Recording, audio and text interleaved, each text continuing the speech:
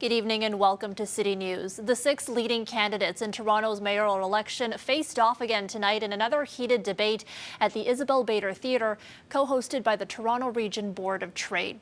The focus tonight was on the growth and competitiveness of Toronto, and once again the verbal jabs went flying, with one name coming up rather often.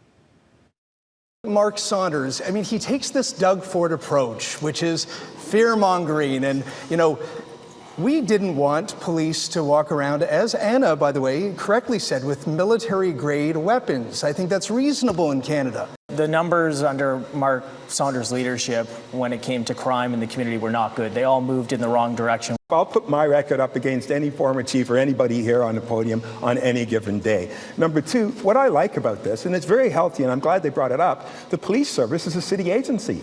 They're talking about all of the gaps and lack of resourcing because they didn't budget it. All this as the candidates outline their visions for making Toronto a safer city.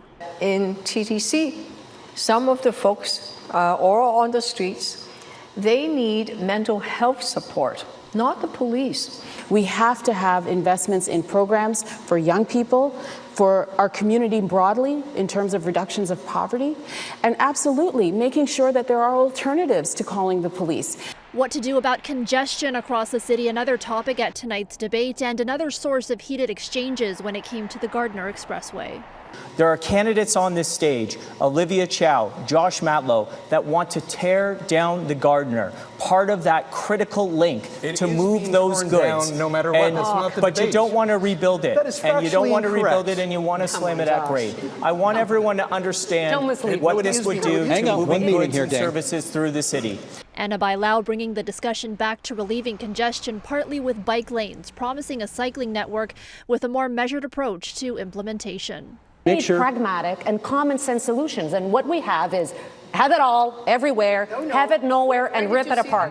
I mean, there are many things that we have to do to address congestions. The services, filling the potholes, making sure that the snow is cleared, so that people can get around and move easily in our city. We have to invest in that.